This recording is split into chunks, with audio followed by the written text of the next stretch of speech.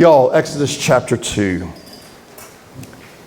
Now a man from the house of Levi went and took as his wife a Levite woman. The woman conceived and bore a son.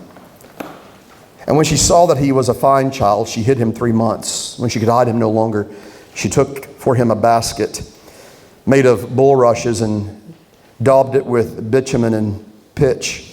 She put the child in it and placed it among the reeds by the riverbank. And his sister stood at a distance to know what would be done to him. Now the daughter of Pharaoh came down to bathe at the river while her young women walked beside the river. She saw the basket among the reeds and sent her servant woman, and she took it. When she opened it, she saw the child, and behold, the baby was crying. She took pity on him and said, "This is one of the Hebrews' children." Then his sister said to Pharaoh's daughter, "Shall I go and call you a nurse from the Hebrew women to nurse the child for you?" And Pharaoh's daughter said to her, "Go." So the girl went and called the child's mother, and Pharaoh's daughter said to her, "Take this child away and nurse him for me, and I will give you your wages." So the woman took the child and nursed him. When the child grew older, she brought him to Pharaoh's daughter, and he became her son. She named him Moses, because she said, "I drew him out of the water." Well, the Pentateuch thus far has been a story of providential preservation. God in his sovereignty remaining true to his covenantal commitment of the seed who would crush the serpent's head in Genesis 3:15. We have seen all kinds of twists and turns along the way and all kinds of situations that would cause us to think that perhaps the promise was going to be broken. Perhaps things were turning out in such a way that God's promise to our forefathers and foremothers in the faith, the promise that we see in Genesis 3:15, the promise that we see in Genesis 6-9, the promise that we see in Genesis 12-17 to Abraham, that I will make you the father of many nations, the promises made to the patriarchs, those promises are going to fall through. We have seen it over and over again. All of the things that could get in the way at first blush were actually part of the way of protecting the promise of the seed who would crush the serpent's head. Joseph being sold into slavery. The promise is over. No, Joseph was sold into slavery so that he could administrate the famine that was coming, so that his brothers, and particularly Judah, would not starve. And since Judah did not starve, the promise of the seed who would crush the serpent's head would carry on. The whole story thus far in the Pentateuch has been God's providential preservation and commitment to that promise. And we see the same thing here. Moses as an infant here in chapter 2, verses 1-10, and Moses as a man in 11-22. We see here in the opening verses of chapter 2, verses 1-3, really kind of a throwback to the creation account. How can that possibly be? Well, it's the Hebrew phrase, "V'tereh eto sitov," and she saw that it was good. Does that sound familiar to you? Does that sound familiar?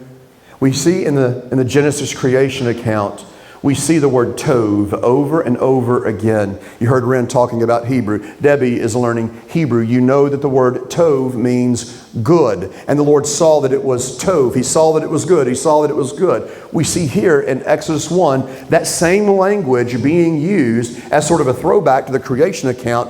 Why? To say that what God started in creation is continuing. And in a certain sense, new creation is beginning. New creation is beginning here in chapter 2. Why? You say, "David, we're not in the Gospels yet. We're not in John chapter 1. We're not in the beginning was the Word is with God, the Word was God." We see how that is a throwback to creation. How can this be a throwback to creation? How can this possibly be kind of a promise of new creation? Because everything necessary for the promise of the seed who crushed the serpent's head, everything that would bring about the cross rests in a little boat. You realize that everything that would bring about the promise of the gospel is riding, or better yet, floating in a boat. And so in some ways, what's going on in chapter 2 is the promise of creation and new creation. Now, why the basket boat? Was this like parental neglect? Was this abandonment? No, look at Hebrews chapter 11, verse 23. Hebrews 11, verse 23, what do we see there in the great passage on the believer's hall of faith? By faith, Moses, when he was born, was hidden for 3 months by his parents because they saw that the child was beautiful and they were not afraid of the king's edict by faith. This was not abandonment. This was not neglect. This was an act of faith. And can you imagine the agony of heart in this act of faith as Moses' mother places him in this little basket boat? But why does she do it? Remember the context. Remember what we saw in chapter 1. Much the way we see Herod react in the Gospel of Matthew when he hears that a rival king has been born in Bethlehem. Here the Pharaoh hears of the possibility of a rival, and he goes berserk, and he edicts the slaughter of male children. And so she acts in faith. Again, everything that follows from here on is riding, or better yet, floating on this basket. There would be no gospel if there was not Moses in a little basket floating on the river. Don't think of this as just a cute little Sunday school story, a little anomaly of a little baby floating in a boat to kind of tell us the story of a man who would rise up and free people, and it's kind of an analogy for, fighting for liberty and that kind of thing. No. This is essential to the gospel, that this baby was placed in this little boat. There's a sense in which everything moving forward, the keeping of the covenant, the sacrificial system, all pointing forward to Christ, is riding on what is taking place here. Now, Big Sister is watching, not Big Brother, but Big Sister. Moses' sister is watching what is going on to see what is going to happen. Again, you can imagine the agony that Moses' mother must have felt, but she is doing it kind of in this act of faith, an effort to spare him from the tyranny and the madness of Pharaoh.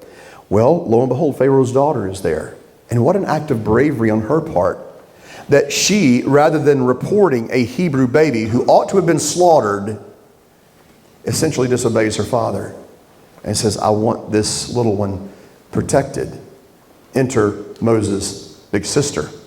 So you got the bravery of Pharaoh's sister, but the bravery of Pharaoh's daughter, but now you have the bravery of Moses' sister. She interjects and has the audacity to say, well, since he's a Hebrew baby, would you like for me to find a Hebrew nurse for him? And then in the Lord's providence, Moses' mother's good fortune, or better, good providence, is that not only does she get to nurse her baby, she gets paid for it. She nurses her baby and she is paid for it. And then what do we read here in verse 10? She named him Moses. He became her son. And she named him Moses because she said, I drew him out of the water. Vayigdel Hayeled Vatabihu Labat Farei Vayahila Leben Vatakira Shemo Moshe Vatamer Ki Min Hamayim Meshatinu. The name Moses, she says, is his name now because I've drawn him out of the water. But the name Moses simply means to draw out of the water. So she's naming him Moses because she has drawn him out of the water. But isn't it interesting that his name really tells us what he's going to do, what he's going to be about? Because he's going to draw his people out of the water. We're going to get there. But in the Red Sea crossing, what is Moses doing but rescuing his people through water? Now, no good deed goes unpunished. Pick up in verse 11. One day when Moses had grown up, he went out to his people and looked on their burdens, and he saw an Egyptian beating a Hebrew, one of his people. He looked this way and that, and seeing no one, he struck down the Egyptian and hid him in the sand. When he went out the next day, behold, two Hebrews were struggling together, and he said to the man in the wrong, why do you strike your companion? He answered, who made you a prince and judge over us? Do you mean to kill me as you killed the Egyptian? No good deed goes unpunished. Rumor is spreading. Watch out for this hothead. Then Moses was afraid, and he thought, surely the thing is known. When Pharaoh heard of it, he sought to kill Moses, but Moses fled from Pharaoh and stayed in the land of Midian, and he sat down by a well. Now the priest of Midian had 7 daughters, and they came and drew water and filled the troughs to water their father's flock. The shepherds came and drove them away, but Moses stood up and saved them and watered their flock. When they came home to their father, Reuel, he said, how is it that you have come home so soon today? They said, an Egyptian delivered us out of the hand of the shepherds and even drew water for us and watered the flock. He said to his daughters, then where is he? Why have you left the man? Call him that he may eat bread. And Moses was content to dwell with the man, and he gave Moses his daughter Zipporah. She gave birth to a son, and he called his name Gershom, for he said, I have been a sojourner in a foreign land. Now, we fast-paced from Moses as an infant to Moses as a man, and we don't know a great deal about his childhood. What we do know, we see in a sermon by Stephen in Acts chapter 7. Turn there if you will. Acts chapter 7, in Stephen's sermon, beginning in verse 17. But as the time of the promise drew near, which God had granted to Abraham, the people increased and multiplied in Egypt. You remember we read about that.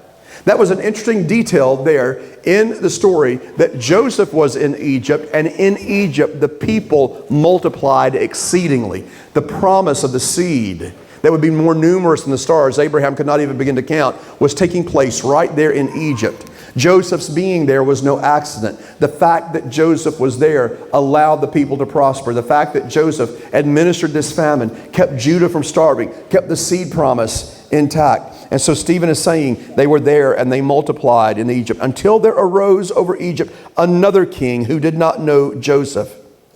Stephen apparently has read the book of Exodus. He dealt shrewdly with our race and forced our fathers to expose their infants so that they would not be kept alive. At this time Moses was born, and he was beautiful in God's sight.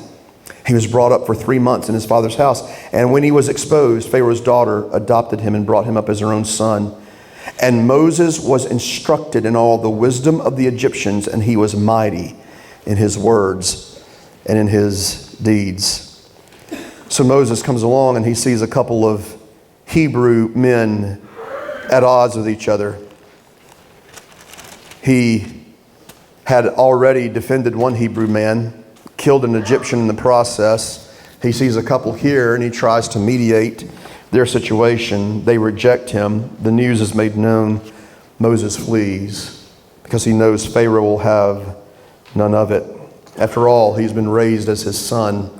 He can't have this news being spread that he had killed someone. So Moses flees to Midian. Now Moses is the man.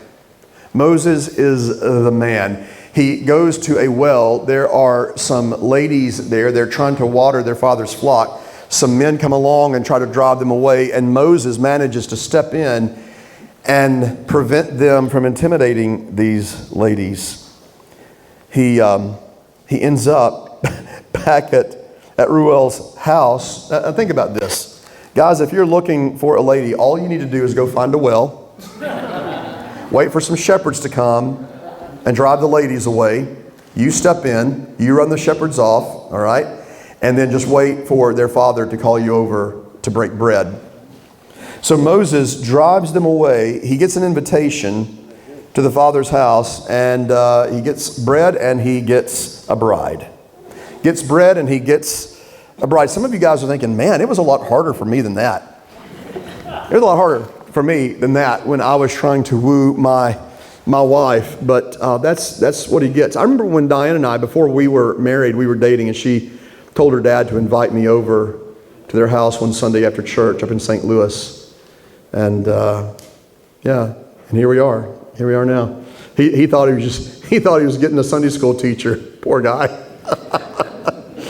Oh goodness. But Moses gets a bride, Zipporah. He has a son. The son's name is Gershom, because Moses says, I have been a sojourner. So he is named Moses because he is drawn out of the water, because he will be the one who will draw his people out of the water. He doesn't know that yet. What he knows at this point is that I've been on the run. I have been on the run for so long. I am a sojourner. I am a stranger. That's also telling of who Moses is and what Moses is going to do. Because when Moses leads the people through the water, they are going to be sojourners and strangers in a weary land.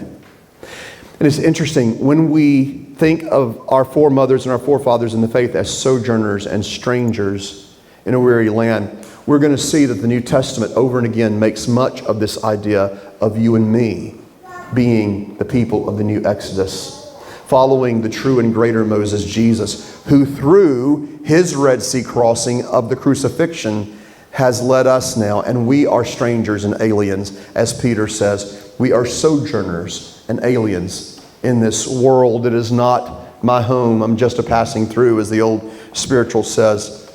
Well, I love how this text ends here. This to me is really what the heart of Exodus is about.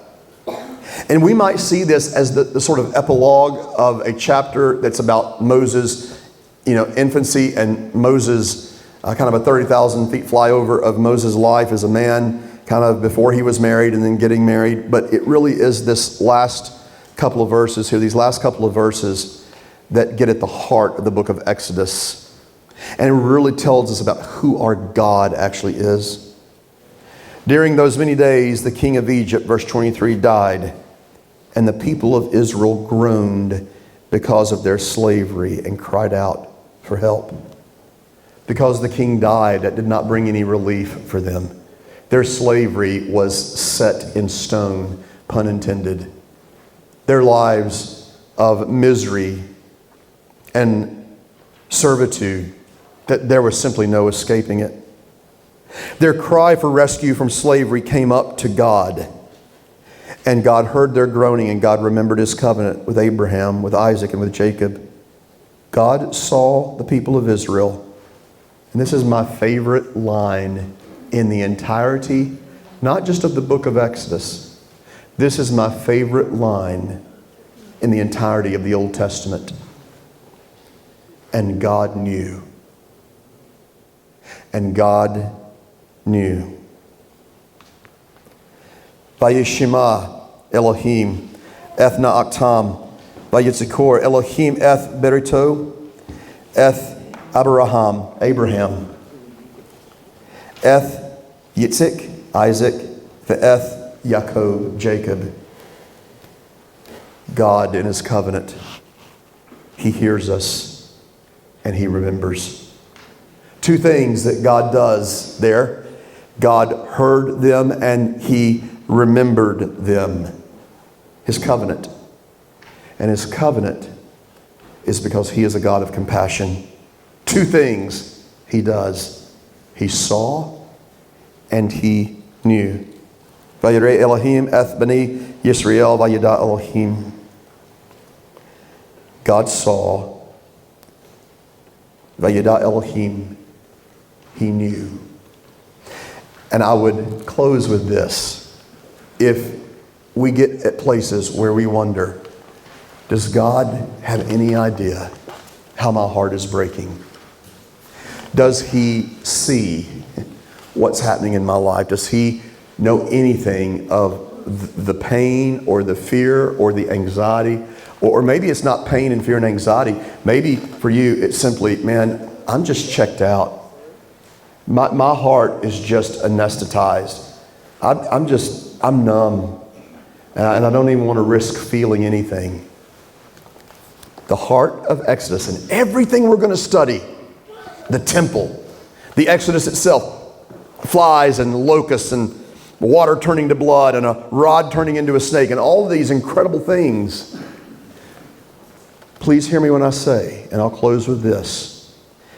Everything that Exodus is about, everything that we as the Beautiful Word Sunday School class are going to be trying to wrap our heads and hearts around in the weeks and months ahead as we study the book of Exodus is God's covenant and his compassion. He hears and he remembers the promises that he's made to us. He sees you and he knows you. Don't pass over those last few verses and don't allow those last three words in English, two in Hebrew. Don't let those last three words in English be lost on you. This is your God, and God knew. I think it may be the most powerful three words in all of the Old Testament. And God knew. Take heart. Gracious Father, thank you that you are a God who knows. We do not live in a world of blind, pitiless indifference, as Richard Dawkins says. Lord, we pray for him. Save his soul. Open his eyes to the folly of his atheism and save his soul. Lord, I pray that we would know that you know, and that would be all we need to know. For we ask all this in the precious name of Jesus, the true and greater Moses. Amen. All right, y'all. See y'all next Lord's Day.